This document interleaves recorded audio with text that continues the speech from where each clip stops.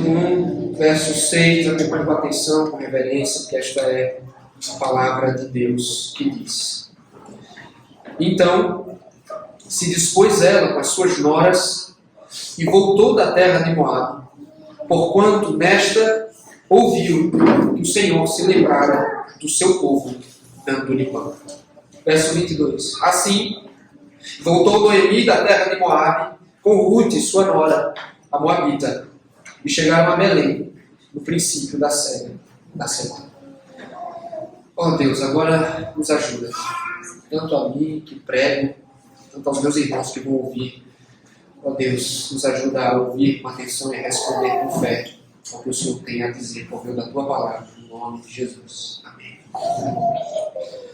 Os 5 versos iniciais de Ruth parecem nos introduzir a uma espécie de drama. A impressão inicial é que a história será marcada por sofrimento, por tensão e por tragédia. Afinal, como vimos, Noemi é uma viúva em terra estrangeira. Há cerca de uma década, sua família trocou a terra prometida pelos campos mais verdes de Moabe.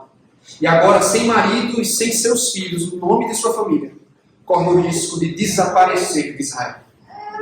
Tudo indica que o desfecho dessa história é tragédia.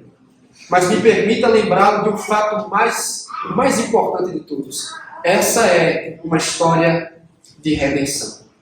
O que significa, queridos, que Deus é o protagonista.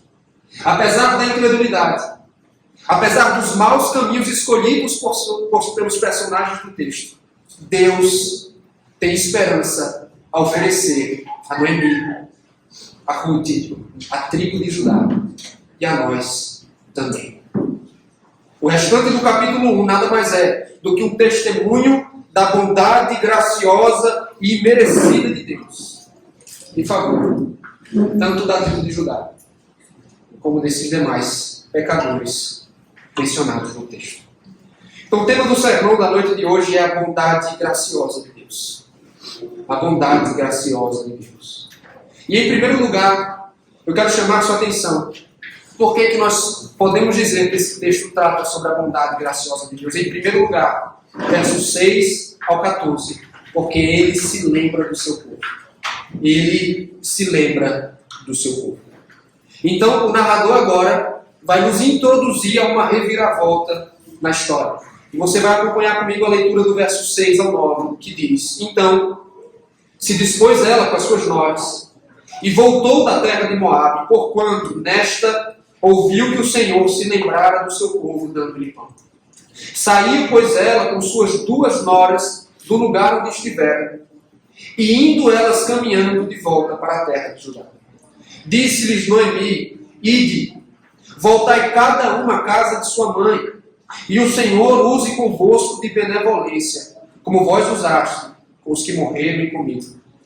O Senhor vos dê que sejais felizes, cada uma em casa de seu marido, e as beijou. Os versos 6 e 7 apresentam uma esperança para a situação. Boas notícias chegam a Noemi, na terra de Moabe. E a notícia é: a situação de Belém mudou. Ela não está mais sob a disciplina pactual de Deus. Lembre-se, o Senhor assolou a terra com a fome para que o seu povo se humilhasse e se arrependesse. E tudo indica que foi o que aconteceu. Judá se arrependeu. Voltou aos caminhos do Senhor. E em resposta, Deus voltou a encher os celeiros de Belém com fartura. Na casa do pão, há mais uma vez pão quentinho. Não tem coisa melhor do que pão quentinho. Mas o que me chama mais atenção no texto, irmãos, nessa fase inicial, é a expressão: o Senhor se lembrara de seu povo. O que é que exatamente isso significa? É a linguagem do pacto. É a linguagem do compromisso pactual que Deus tem com Israel. E é interessante porque encontramos algo muito parecido no livro de Êxodo. Quando Israel sofria com o peso da servidão no Egito, Moisés registrou no capítulo 2 de Êxodo, dizendo: ouvindo Deus o seu gemido, lembrou-se da aliança com Abraão, com Isaque e com Jacó. Isso, irmãos, é o que Deus faz, ou fez, vez após vez, na história da redenção. O Senhor sempre lembra do seu povo, mesmo quando este está em rebelião contra ele, como era o caso aqui da tribo de Judá. Mas por causa da sua bondade, da sua graça, da fidelidade à aliança que fizera com os antepassados de Israel, ele sempre perdoa, ele sempre provê, ele sempre se lembra do seu povo. Mas como é que Noemi recebeu a notícia? Pelo que o texto nos indica, é como se ela prontamente tivesse disposta a deixar Moabe para retornar à terra de Judá. Eu imagino ela refletindo: se Deus restaurou esse povo rebelde, esse é um sinal de que lá eu posso achar redenção e esperança. E acompanhada a princípio de suas 2 noras moabitas, ela volta do exílio. E ela começa o seu êxodo em direção à sua terra e ao seu Deus. Mas em algum momento da jornada, uma estrada longa, ela interrompe o silêncio. E ela inicia uma conversa. E o objetivo dessa conversa era desencorajar suas noras a seguir com ela até Belém. E aí você se pergunta, por que ela faz isso? Para começar, queridos, parecia justo aos olhos dela liberar essas 2 jovens de qualquer responsabilidade com ela. Afinal de contas, os maridos estão mortos. E dali em diante, elas estão livres para seguir os seus próprios caminhos. Elas cumpriram bem os seus deveres como esposa. Mas se a gente olhar o texto a fundo e pensar sobre ele, nós chegamos à conclusão que Noemi tem sim razões mais pragmáticas. Imagine o seguinte: se sozinha as coisas já seriam difíceis, o que dirá com mais 2 pessoas para abrigar, para alimentar e para vestir? E ao meu ver, esse não é nem o ponto principal, mas sim o fato de que se tratam de 2 estrangeiras, 2 moabitas, e sendo estrangeiros, dificilmente seriam bem recebidas. E dificilmente se casariam com os homens de Belém. Sem contar que, como um comentarista menciona, a presença dessas 2 mulheres moabitas, irmãos, iria lembrá-la constantemente de seu pecado. Do erro que foi deixar a terra prometida e casar seus filhos fora da aliança. Então, Noemi faz de tudo para se livrar desse lembrete diário de suas más escolhas. Por isso a sugestão dela é a seguinte: voltem para sua terra, porque lá vai ser mais fácil vocês encontrarem provisão e felicidade através de um novo casamento. E aparentemente parece se tratar de um conselho sensato, de um conselho sábio. Mas na verdade, essas palavras provam como Noemi se tornou incrédula mesmo. Como ela se tornou incrédula. Porque o que ela está realmente fazendo, irmãos, é enviando essas 2 mulheres de volta para a idolatria. De volta à adoração ao falso Deus. E Noemi dá a entender que é possível encontrar descanso. Quando nós lemos nossa versão aqui, no verso número 9, diz: o Senhor vos dê que sejais felizes. O termo hebraico é descanso, que é algo muito mais profundo do que felicidade. E Noemi está sugerindo a essas 2 mulheres que é possível encontrar descanso longe de Deus, longe da terra onde Deus habita. Ela está dizendo: voltem para Moab, voltem para o Deus de vocês, voltem para sua terra onde vocês podem casar-se, e aí vocês podem achar descanso. Será mesmo que isso é possível, meus irmãos? Como é que as 2 reagem? Vamos ler aqui. Verso 9, parte bem em diante. Diz assim: elas, porém, choraram em alta voz. E lhe disseram: não, iremos contigo ao teu povo. Porém Noemi disse: voltai, minhas filhas, porque ireis comigo? Tenho eu ainda no ventre filhos para que vos sejam por maridos. Tornai, filhas minhas, ide-vos embora, porque sou velha demais para ter marido. Ainda quando eu dissesse: tenho esperança, ou ainda que esta noite tivesse marido e houvesse filhos, esperá-los-eis até que viessem a ser grandes, abster-vos-eis de tomar-vos marido? Não, filhas minhas, porque por vossa causa a mim me amarga o ter o Senhor descarregado contra mim a sua mão. Então de novo choraram em alta voz. Órfã, com um beijo, se despediu de sua sogra. Inicialmente, nenhuma das duas deseja se separar de sua sogra. Então Noemi tenta ser o mais persuasiva possível. E aqui no verso 11, irmãos, eu quero chamar a sua atenção, eu quero que você lembre disso. Há um dos temas centrais do livro de Ruth. Porque quando Noemi fala em gerar filhos que se casem com essas duas moças, ela está apontando para a lei do levirato, que é descrita em Gênesis 38. O que é que isso quer dizer? Se um homem morre deixando uma viúva sem filhos, seu irmão era obrigado a casar-se com essa viúva, a gerar um filho para seu irmão falecido, que lhe herdar sua herança e levar o nome da família de seu pai adiante.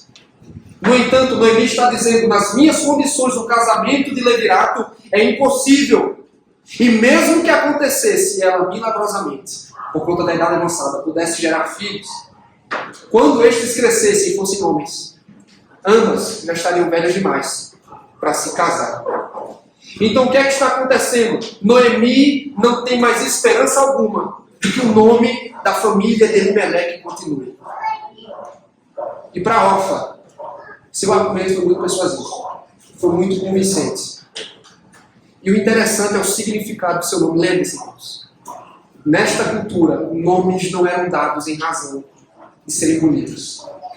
Nomes eram dados em razão de significados muito importantes. Orfa significa nuca. É uma palavra relacionada à nuca. E o que é que ela faz aqui? Ela vira a sua nuca para Noemi. Ela dá as costas. Ela volta para o seu Deus. Ela volta para a sua terra. E com um beijo, ela desaparece da história da redenção. Ela desaparece das páginas da Escritura. O que nós aprendemos, queridos, com a primeira parte do texto? E eu quero fazer aqui uma breve aplicação. Para começar, Deus, preste atenção, Deus se lembra do seu povo quando este se humilha em arrependimento. Deus se lembra do seu povo quando este se humilha em arrependimento. Não é dito isso explicitamente no texto. Mas o fato de Deus se lembrar do povo e abençoá-lo com o pão é um sinal de que este clamou e Deus o deu alívio. E esse é o padrão que nós vemos na Bíblia toda, queridos. É o que acontece vez após vez no livro de Juízes, por exemplo. O povo se desvia para seguir seus próprios caminhos. Colhe as consequências amargas do seu pecado. Mas quando clama ao Senhor de coração, Ele restaura a sua sorte. Ele o perdoa. Eu quero lembrá-lo da experiência de Davi no Salmo 32, o salmo que lemos aqui na certeza do perdão. Enquanto Davi não confessou o pecado cometido com Batseba a Deus, ele admite, Deus pesou sua mão sobre mim, ao ponto de esgotar completamente as minhas forças. Até que ele resolveu se humilhar. Confessei-te o meu pecado, e a minha iniquidade não mais ocultei. Disse, confessarei ao Senhor as minhas transgressões, e tu perdoaste a culpa do meu pecado. Quando vamos a Provérbios, o sábio confirma a experiência do rei Davi quando ele diz, preste atenção, o que encobre as suas transgressões jamais prosperará. Mas os que a confessam e deixam alcançará misericórdia. E eu quero fazer uma pergunta muito pessoal a você nesse momento. Você já parou para considerar o fato de que, como aconteceu com Davi, talvez a razão para a nossa escassez espiritual, para a sua escassez espiritual, seja a sua recusa em abandonar o pecado? Se somos crentes, meus irmãos, e nós insistimos em andar no pecado, logo o pecado roubará a nossa vitalidade espiritual. Ele vai roubar a nossa paz e alegria na salvação, pois Deus pesa a sua mão sobre nós e nos faz sentir como se Ele estivesse distante. Vamos definhando espiritualmente até que nos humilhemos diante dele. Será que é exatamente o que você está vivendo hoje? Você está definhando porque se recusa a abandonar o pecado. E a exortação do texto, irmãos, é faça como Israel, faça como Judá, faça como Noemi fará mais tarde, como Davi o fez. Volte-se para o Senhor em arrependimento. você precisa se entristecer sinceramente por suas faltas. Você não pode se contentar com remorso, com arrependimento superficial, ou lamentar apenas as consequências do pecado. Você precisa lamentar pelo pecado em si. Lamente-o e abandone o pecado. E qual é a garantia que nós temos, irmãos? Que garantia Deus nos dá quanto a isso? A seguinte: não importa o que fizemos, por quanto tempo fizemos, Deus é rico em misericórdia, sempre disposto a nos perdoar. Ele não recusa um coração quebrantado. Ele não dispensa alguém que se achega a Ele com o coração humilhado. E porque Ele é fiel, Ele lembra da aliança. E Ele restaura o seu povo com perdão. Crianças, prestem atenção no seguinte. E adultos, olhem para mim. Tá bom? Estou pregando, vocês olhem para mim. Tá bom? Porque quando você não olha para mim, ainda que você esteja ouvindo, é difícil eu saber se você está me ouvindo. Você está prestando atenção, tá bom? Então vamos nos ater aqui. Crianças, prestem atenção no seguinte. Cadê o Vitor? Vitor, Benjamin, as crianças ali atrás. Crianças, prestem atenção. Se um dia vocês, sendo crentes, vocês escolherem andar no pecado, e se vocês são de Deus, sabe o que vai acontecer? Deus, Ele não vai deixar vocês viverem em paz no pecado. Viu, Vitor? Ele não vai deixar você viver em paz no pecado. Você pecar como se não fosse nada. O que é que Ele vai fazer? Ele vai incomodar você. Ele vai incomodar seu coração. Até o momento que você reconheça: eu pequei. Que você se arrependa. Deus, Ele nos ama ao ponto de não deixar, viu, Sara? De não deixar o seu povo viver no pecado. Então o que é que a gente faz quando... Ei, Maria? Segunda vez que você foi no banheiro, hein? O que é que nós fazemos, crianças? Quando estamos em pecado? Nós nos arrependemos. A gente deixa o pecado. E a gente vive na obediência a Deus. Tá bom? Então vamos ao segundo ponto agora. Irmãos, o tema do sermão é a bondade graciosa de Deus. Nós vimos em primeiro que Ele lembra do seu povo. Em segundo lugar, que Ele acolhe o estrangeiro em seu povo. Volte os seus olhos para o verso 14 agora. Diz assim: então de novo choraram em alta voz. Orfa com um beijo se despediu de sua sogra. Porém Ruth se apegou a ela. Enquanto Orfa parece ter tomado a decisão mais sensata, Ruth toma a extraordinária. E humanamente falando, considerando todas as dificuldades que ela encontraria em terra estrangeira, ela deveria também ter seguido o mesmo caminho, dando as costas a Noemi. Mas ela fez jus ao significado do seu nome. Ruth significa amiga, companheira. E ela se recusa a partir com Orfa de volta a Moabe. Inclusive, o narrador enfatiza: ela apegou-se a Noemi. As nossas traduções, às vezes, elas não nos deixam perceber a intensidade dos termos da Escritura. O narrador, irmãos, ele está usando a mesma palavra que é usada em Gênesis 2:24, quando diz o seguinte: o homem deve deixar pai e mãe e unir-se e apegar-se à sua esposa. Então, o que ele está fazendo quando usa o mesmo termo aqui para se referir ao fato de que Ruth apegou-se a Noemi? Ele está dizendo: Ruth se apegou a ela profundamente. Ela assumiu um compromisso profundo, um compromisso pactual. Ruth está disposta a assumir uma lealdade incondicional para com sua sogra, uma lealdade pactual. Ela estava tão apegada à sua sogra que nada nem ninguém poderia mandá-la embora. E aí nós vemos o seguinte na sequência. Acompanhe comigo o verso 15 ao verso 17. Disse Noemi: eis que tua cunhada voltou ao seu povo e aos seus deuses. Também tu volta após tua cunhada. Disse, porém, Ruth: não me instes para que eu te deixe, e me obrigue a não seguir-te, porque aonde quer que fores, irei eu, e onde quer que pousares, ali pousarei eu. O teu povo é o meu povo, o teu Deus é o meu Deus. Onde quer que morreres, morrerei, e eu aí serei sepultada. Faça-me o Senhor o que bem lhe aprover, se outra coisa que não seja a morte me separar de ti.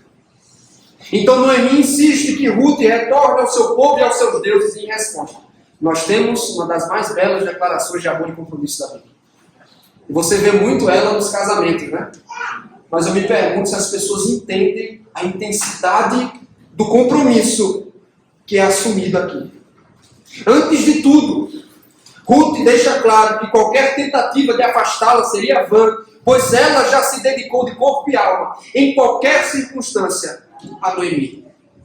Ela não pretendia só acompanhar, mas seu desejo era pousar.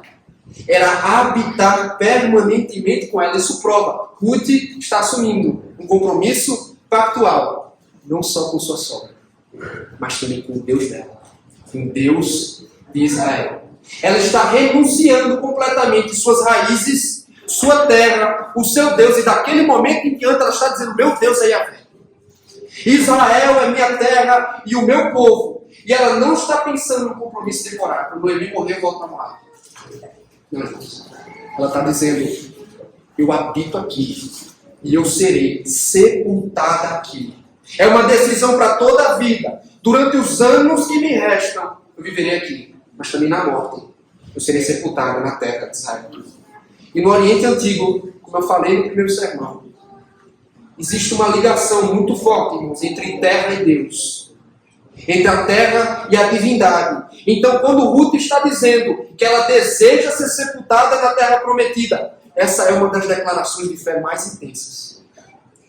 Ela está declarando fé no Senhor de Israel, como se dizendo, diferente de Ruth, diferente de Orfa, que voltou para buscar descanso em Moabe, nos falsos deuses de Moabe, eu quero achar descanso no Deus de Israel.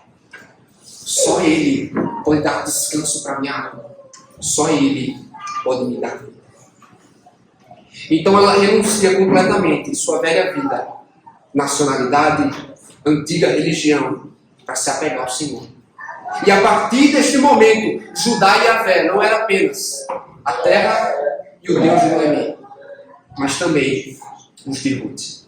E ela está tão convicta disso que ela sela o seu compromisso com um juramento em nome do Senhor. No Antigo Oriente também era costume, quando as pessoas elas iam firmar tratados e pactos, elas selavam, elas confirmavam as estipulações do pacto, as condições, por meio de maldições. Elas invocavam maldições sobre aquele que não se comprometeu. E Ruth está dizendo que Deus traga desgraça sobre mim. Que a maldição do Senhor repouse sobre mim, se eu não for fiel a esse juramento, esse compromisso que estou assumindo com você. Então essa moabita fez um pacto com Noemi. E agora ela está unida ao povo e ao Deus da aliança. E o que me impressiona, não sei se chama a sua atenção também, é que nesse ponto da história, uma estrangeira, uma moabita, ela tem mais fé do que uma crente, do que uma israelita. E você talvez se pergunte, mas como é que ela chegou a esse ponto? Eu imagino que mesmo vivendo entre uma família infiel, ela ouviu sobre Yahvé. Ela ouviu as grandes histórias sobre o êxodo do Egito. Ela ouviu sobre a abertura do Mar Vermelho. Ela ouviu o triunfo de Deus sobre os povos e os deuses de Canaã. E quando chega a esse ponto, em algum momento, ela estava convencida, disposta a abandonar seus falsos deuses, para crer somente no Deus verdadeiro. Mas qual é a reação de Noemi? Depois de uma declaração dessa, né? Verso 18. Vendo, pois, Noemi, que de todo estava resolvida a acompanhá-lo, deixou de insistir com ela. Sejamos honestos, não tem coisa pior do que você preparar aquela bela declaração de amor e em resposta você receber nada mais, nada menos do que frieza, indiferença, nenhum obrigado. Pois é exatamente o que aconteceu. Nenhum obrigado. Já que ela não podia se livrar da nora, ela decidiu seguir viagem até Belém de Judá com ele. O que é que essa porção do texto nos ensina, irmãos? Preste atenção nas aplicações. Primeira aplicação. O compromisso com Deus é coisa séria. O compromisso com Deus é coisa séria. Nós precisamos entender, meus irmãos, o nível de compromisso que Ruth assume aqui. Não se trata simplesmente de palavras bonitas. Antes ela está assumindo um compromisso de corpo e alma com o Deus de Israel. Essa estrangeira renunciou aos seus deuses, à sua etnia, a uma possível segurança na terra de seus pais, para servir, para amar e adorar ao Senhor. Mas eu digo a você, não se engane em pensar que Cristo exige menos de nós hoje. Cristo não exige menos do seu povo hoje. Tire suas próprias conclusões. Ouça o que Jesus Cristo diz sobre segui-lo. Se alguém vem a mim e não aborrece, isto é, e não ama menos seu pai, mãe, mulher, filhos, irmãos e irmãs, e ainda sua própria vida, não pode ser meu discípulo.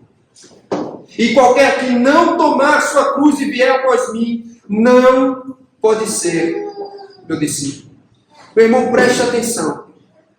Entenda, seguir a Jesus Cristo não é o que esses falsos profetas do evangelicalismo moderno têm ensinado hoje em dia. Não é coisa fácil.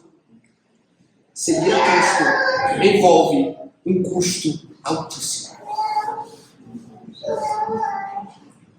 O custo é altíssimo. Você sabe por quê? Porque Jesus ele não é a cereja do bolo. Ele não é um apêndice. Ele não é um upgrade. Ele não é um bônus. Cristo se torna a nossa vida. Paulo disse, viver agora é Cristo. Significa, você não vive mais para fazer sua vontade. Eu não vivo mais para realizar meus sonhos, para perseguir meus objetivos, para encontrar real felicidade pessoal. Não, minha vida é Cristo.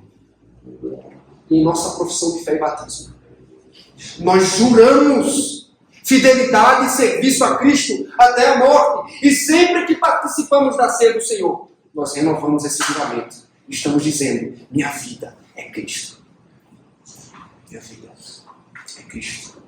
Você está jurando, você está prometendo que você não vai voltar atrás ao compromisso e ao pacto que você firmou. Somos de Cristo e para Cristo nós vivemos. Você percebe como isso é muito além do que ser um frequentador de igreja no domingo. Isso é muito além do que ser um membro da igreja local. É muito além do que se apresentar como cristão, do que ser batizado. O custo do discipulado é altíssimo. A salvação nos é dada pela graça, mas o discipulado nos custará tudo. Não podemos reduzir a vida cristã a isso. Ele salvou você. Ele me salvou. E agora Ele nos convoca a dedicar a vida a Ele. A seguir.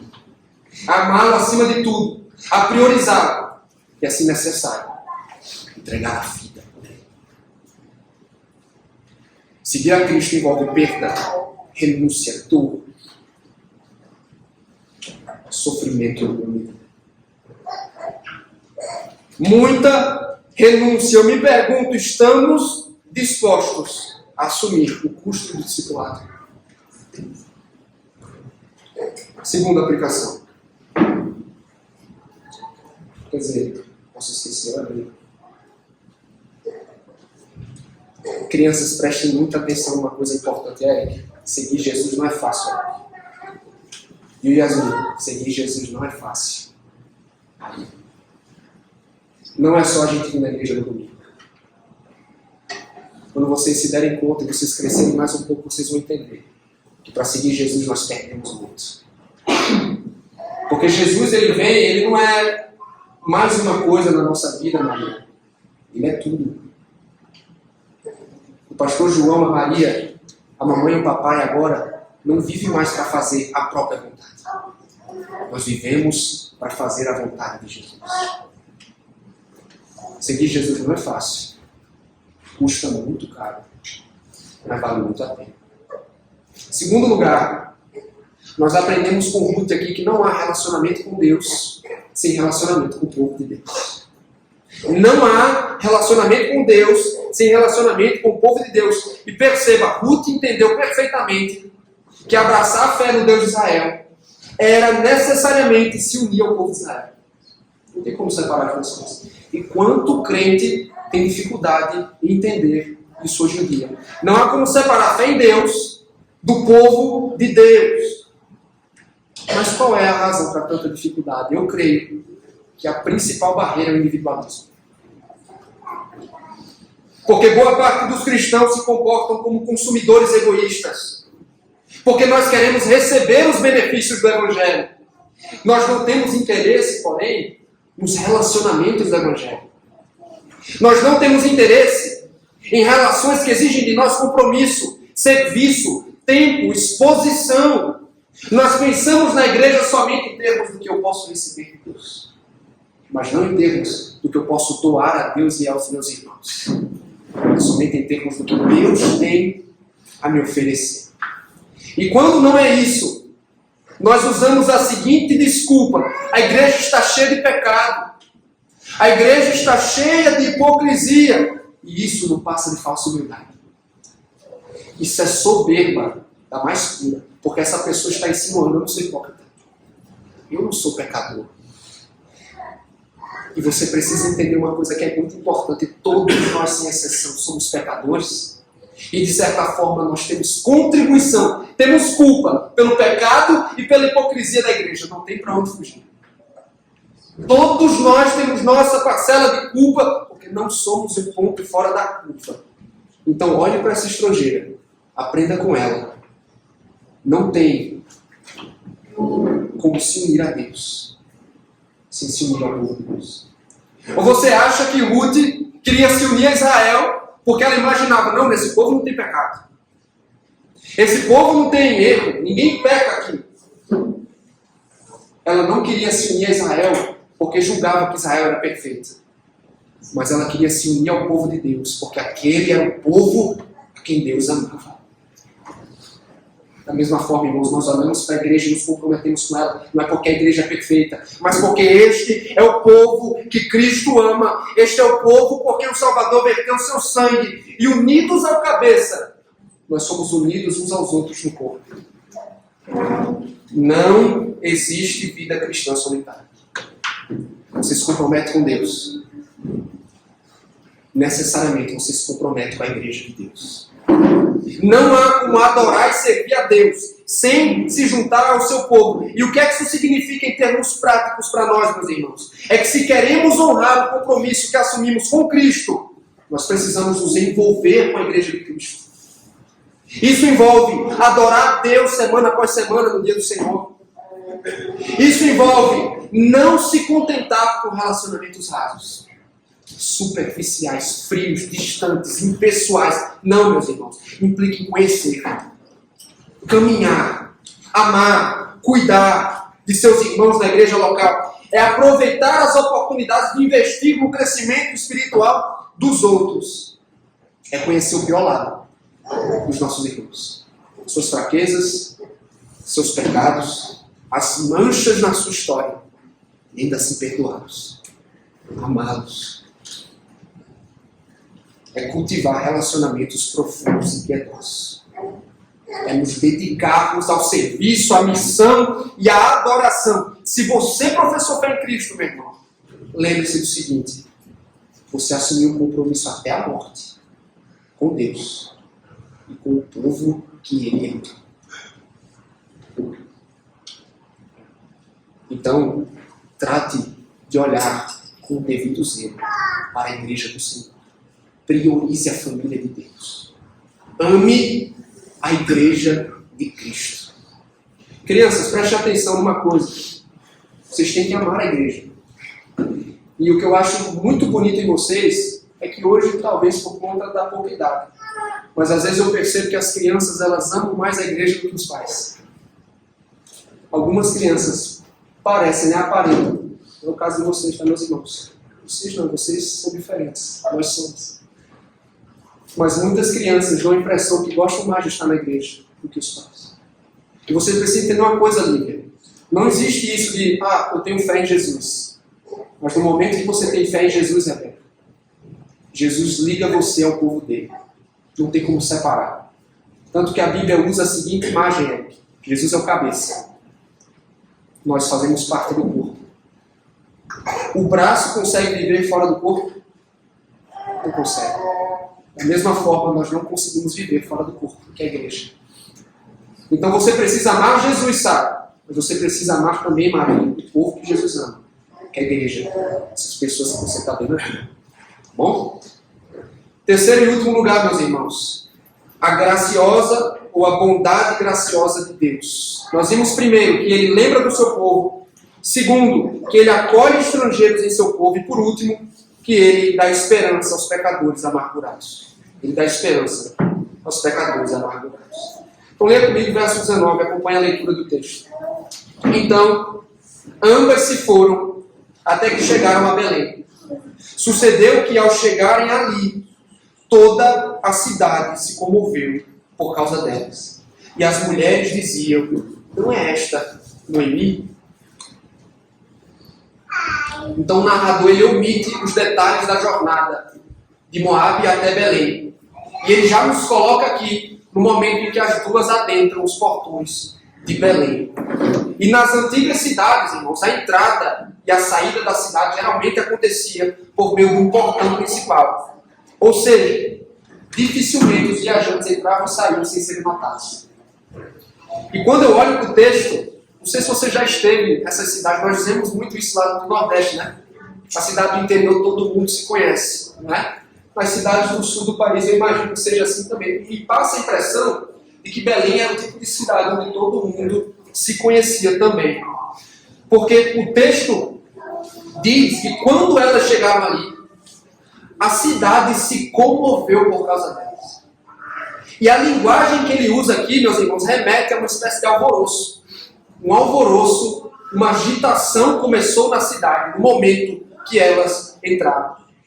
Porque as mulheres da cidade começaram a reconhecer entre si, dizendo, não é esta Noemi, a esposa de Elimelec, que deixou Belém há cerca de uma década atrás. Podia ser duro de acreditar que era realmente ela, porque agora ela era uma mulher desamparada. Ela foi com marido e filhos, agora ela volta sozinha com uma mulher estranha às pessoas da cidade. E enquanto elas se surpreendem com o retorno de Noemi, perceba como Ruth parece completamente invisível para elas. Nem parece ser notada. Mas quando Noemi se dá conta que foi reconhecida, ela diz, versos 20 e 21, olha para o texto. Porém, ela lhes dizia, não me chameis Noemi, chamai-me Mara, porque grande amargura me tem dado Todo-Poderoso. Ditosa eu parti, porém o Senhor me fez voltar pobre. Por que, pois, me chamareis Noemi? Visto que o Senhor se manifestou contra mim, e o Todo-Poderoso me tem afligido. Você se lembra do que eu falei sobre a importância dos nomes? Os nomes não eram dados porque eram simplesmente bonitinhos, irmãos, como fazemos hoje. Os nomes eles carregavam significados. E o nome de Noemi significa agradável. Mas diante de tudo que ela viveu, ela era tudo menos agradável e feliz. Por isso ela diz, não, me chamem pelo antônimo, pelo contrário, oposto, Mara. Que quer dizer amarga. Mas a sua Mara não é amarga não, meu irmão. Mara significa amarga. E é como se ela estivesse dizendo o seguinte, olha, não me chamem mais de senhora agradável. Porque eu sou tudo menos agradável. Eu não sou feliz. Me chamem de senhora amarga. Porque o Todo-Poderoso me tem afligido. E Ele tem me enchido de amargura. Qual é a razão, irmãos, para uma mudança tão drástica no nome? Porque na visão dela, Deus estava contra ela. E perceba como o discurso dela é cheio de autopiedade, de vitimização, porque embora ela reconheça a soberania absoluta de Deus, ela reconhece que Deus está por trás dos eventos da sua vida, ela se vê como uma vítima da providência severa e cruel de Deus. E é interessante o uso dos nomes de Deus que ela faz aqui. Ora, ela se refere a Yahvé, que é um nome pactual, mas aqui ela se refere a Shaddai, que é o Todo-Poderoso. Ela diz assim: Shaddai, é o Shaddai, está contra mim. Por quê? Porque quando ela se refere a ele como Todo-Poderoso, ela está tratando como uma divindade pessoal, distante, que está usando o seu poder simplesmente para vê-la sofrer. O que ela está fazendo, meus irmãos? Ela está questionando a bondade, a fidelidade de Deus, a graça do Deus da aliança, pois aos seus olhos ela partiu rica para Moabe, e agora o Todo-Poderoso a trouxe vazia de volta. Eu imagino aquele meme, né? Ruth olha para a cara dela e diz assim: eu sou o que para você? Né? Eu estou aqui com você. Ela diz assim: olha, eu voltei, eu saí farta, mas Shaddai me trouxe vazia. Eu não tenho nada. Ela está amargurada, irmãos. Ela está irritada com Deus, mas não está quebrantada como deveria, por conta de seu pecado. Não há nem sinal de arrependimento por ter seguido o caminho da desobediência. Quando ela deixou a terra, só há amargura, ressentimento. Todas as desgraças da sua vida eram culpa de Deus. Ela não tinha responsabilidade pelas escolhas que ela tomou. Tudo era culpa de Deus. E aí nós chegamos à conclusão no verso 22, que diz: assim voltou Noemi da terra de Moabe, com Ruth, sua nora moabita, e chegaram a Belém, no princípio da cega da seta. Noemi voltou de corpo, mas ela ainda não voltou de coração ao Senhor. Por isso, sua amargura a impede de ver, preste atenção, meus irmãos, que ela não voltou tão vazia como ela pensa. Eu falei para vocês na semana passada, existe um padrão na Bíblia: exílio e êxodo. E sempre que um êxodo acontece, as pessoas partem cheias de despojos, abastadas. E esse êxodo não é diferente. Só que a amargura dela impede de ver que ela também voltou de mãos cheias. Por quê? Porque ela tinha Ruth. E em breve na narrativa vocês vão perceber o valor que Ruth terá para a sua vida. Mas isso só vai ficar claro depois. Mas o capítulo é encerrado com uma prova da misericórdia de Deus em favor dessa amargurada. Porque ela chega a Belém no princípio da colheita. É como se o Senhor estivesse dizendo: olha, eu tenho esperança para te oferecer. Eu tenho redenção para te oferecer para o teu desespero. Eu vou fazer uma única aplicação nesse ponto, que é: guarde o seu coração da amargura. Guarde o seu coração da amargura. Você sabe por quê? Porque como Noemi, como esta mulher, nós somos tentados a pensar sempre o pior sobre Deus. Quando as coisas não vão bem, nós concluímos que Deus tem prazer em nosso sofrimento. Mesmo quando estes sofrimentos são consequências de nossas más escolhas, nós nos colocamos como vítimas da crueldade, da tirania de Deus. Mas será que essa é uma teologia correta, meus irmãos?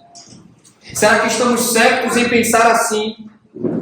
E é um fato. Num ponto, Noemi está certa. Deus está por trás de todos os acontecimentos da vida. O Todo-Poderoso está por trás de todos eles, inclusive dos mínimos detalhes. Mas isso não quer dizer que Ele usa sua soberania para nos causar o mal. Mas não é como nós costumamos enxergar as coisas. Nós somos tomados de amargura quando Deus não nos dá o que nós queremos. Quando Ele muda os nossos planos, sentimos que Ele está distante, duvidamos da sua bondade. É exatamente o que acontece quando estamos em luto. Quando perdemos alguém amado e querido. Nos sentimos amargurados quando os filhos demoram a chegar. É assim que vemos as coisas quando acontece um tombo na carreira.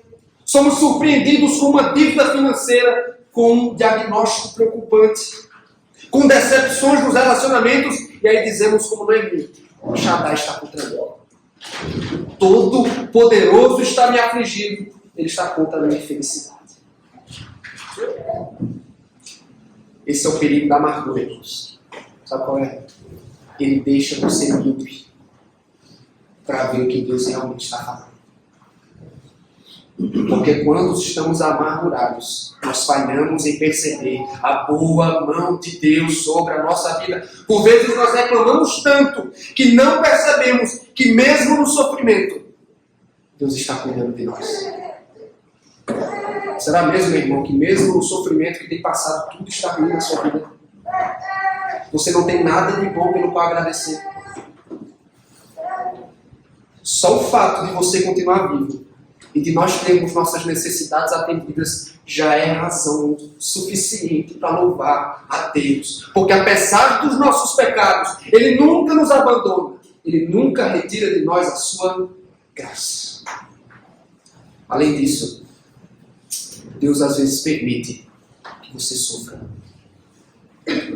para remover as coisas que o mantêm na incredulidade e no pecado. Noemi está ressentida agora, mas se não fosse o sofrimento, se não fosse a perda de sua família, ela nunca teria retornado a Moabe. Ela nunca teria voltado aos braços do Senhor. Deus usou a perda.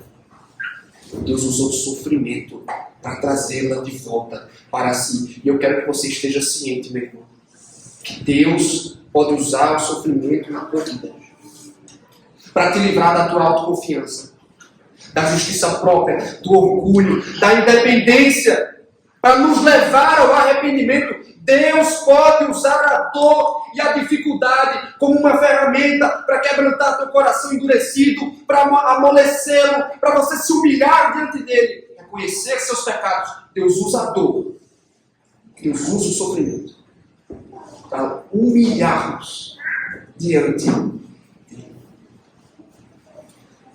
Mas uma garantia, todas as vezes, sem exceção, que Deus nos permite sofrer, você sabe qual é o maior objetivo dele? É nos dar mais de si mesmo. Quando Deus nos permite sofrer, Ele quer nos dar mais de si.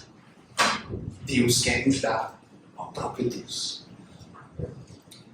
Quantas e quantas vezes, meus irmãos, nós estamos apegados às ninharias, aos prazeres, às futilidades desta vida, que nos esquecemos de Deus, voltamos as costas para Ele, insistimos nos nossos próprios caminhos, mas o Senhor nos traz de volta para si, por caminhos que nem sempre, ou melhor, quase nunca, entendemos de início. Eu gosto muito de Estênio Marcius, porque eu acho que ninguém conseguiu traduzir em poesia essa realidade como ele na música do Tapeceiro. Ele diz que a nossa vida, irmãos, Deus é como um grande tapeceiro. E a nossa vida é como um tapete. Ele está tecendo esse tapete e ele diz, tapeceiro, grande artista, vai fazendo o seu teatro, incansável, paciente no seu teatro. Tapeceiro não se engana, sabe o fim desde o começo. Trança voltas, 1000 desvios sem perder o fio. Nossa vida é obra de tapeçaria. É tecida de cores alegres e vivas que fazem contraste no meio das cores nubladas e tristes. Quando você olha do avesso, você nem imagina o desfecho. Mas no final, tudo se encaixa. Tudo se explica. Tudo coopera para o meu bem. Quando se vê pelo lado certo, muda-se logo a expressão do rosto. Obra de arte para a honra e glória do tapeceiro. Nossa vida, meus irmãos, tapeceiro está tecendo. E você não entende o porquê dele usar cores nubladas e tristes. Mas vai chegar um momento que ele vai apresentar a conclusão do seu teatro. Que o tapete da nossa vida ele vai ter emoldurado. E aí no fim tudo se explica. Tudo coopera para o bem. Sabemos que Deus age em todas as coisas para o bem daqueles que amam a Deus. Essa é a garantia, meus irmãos. Noemi não entende agora. Você não entende hoje. Mas no fim das contas, Todos nós iremos entender, por isso você não pode se deixar tomar pela amargura, você não pode ser dominado pelo ressentimento. Não duvide da bondade de Deus, descanse nos cuidados dele. Sabe por quê? Porque Deus é assim, o maior bem da nossa vida. Deus o trouxe por meio do mais intenso sofrimento. Foi por meio da dor e da agonia do seu filho que ele trouxe o maior bem da nossa vida. Tudo coopera para o nosso bem. Crianças, vocês já viram? Imagino que vocês nunca viram, né? Crianças, um tapete, o processo de produção de um tapete é um negócio que é muito complexo. A gente nem imagina. Muito complicado, mano. Você olha assim o tapete no chão, você pisa, mas você não imagina o trabalho que é para fazer aquilo dali. Qualquer dia desse, pede para o seu pai mostrar um vídeo ou levar você numa tapeçaria. E às vezes a gente não consegue entender por que a gente passa por algumas coisas, Rebeca, na vida. Por que a gente sofre? Por que às vezes a gente perde alguém querido? Por que a gente se decepciona, fica triste? Mas sabe o que a Bíblia diz sobre Deus? É que no fim das contas nós vamos entender, sabe? Tudo o que acontece na nossa vida. Viu, Vitor? Viu, Eric? Deus é como se ele estivesse tecendo um tapete que é a nossa vida. E no fim das contas a gente vai entender por que Deus permite que a gente sofra. Porque ele está pensando no nosso bem de alguma forma, que a gente não entende. Mas quando ele permite, ele está pensando no maior bem para a nossa vida. E para concluir, meus irmãos, como é que a bondade graciosa de Deus é revelada aqui? Nesse texto, porque ele oferece redenção para a tribo de Judá, vocês vão entender isso mais à frente, para Noemi e para Ruth. E o melhor de tudo, a boa notícia desse texto, eu peço que você não se perca, porque eu já estou concluindo. Olhe para mim, a melhor notícia desse texto é que Deus tem redenção em Cristo para nos oferecer também. Por causa do nosso pecado, o Todo-Poderoso amargurou a Cristo com o seu juízo. Ele tomou o cálice amargo da ira de Deus. Ele experimentou a aflição sem igual, mas por pura graça, diz o Evangelho, ele tornou possível a nossa reconciliação com Deus. Nós éramos como Ruth estrangeiros, vivendo longe de Deus e do seu povo. Mas agora, Deus nos deu perdão por meio da obra perfeita de Jesus Cristo. E em sua morte e ressurreição, Ele nos uniu a Ele, de modo que jamais podemos ser separados. E agora, lembre da declaração de Ruth. O nosso povo é o povo de Cristo. O nosso Deus é o Deus e Pai de Jesus Cristo. Esse Evangelho é uma boa notícia para você, que nunca viveu entre o povo de Deus, nunca foi na igreja, não teve família crente, mas que agora, como Ruth, você deseja a salvação que só Cristo pode dar. Esse Evangelho é uma boa notícia para você que viveu entre o povo de Deus, que cresceu na igreja, mas em algum momento se encantou com os campos de Moab, que se voltou para os próprios caminhos, que voltou as costas para Deus e agora você volta vazio. Esse Evangelho é para você, porque Deus em Cristo está disposto a acolher todos os filhos e filhas próprias e acolhe. Ele está de braços abertos. No Evangelho, meus irmãos, há verdadeiro descanso e salvação. O que você precisa fazer para desfrutar desse descanso é crer. Creia. Creia em Jesus Cristo. Creia neste Evangelho. Porque só Cristo pode lhe dar descanso e vida. Só Ele pode oferecer redenção. Amém? Vamos orar. Ó Deus, nós te bendizemos pelo teu bendito Evangelho que foi pregado. Meu Deus, eu creio que tua palavra é poderosa, que por meio do teu Espírito ela vai frutificar. Deus, que não duvidemos da tua bondade, que não nos esqueçamos do teu santo Evangelho. Éramos órfãos, fomos acolhidos, estávamos em pecado, tu nos perdoou. Nós te louvamos por isso, no nome de Jesus. Amém.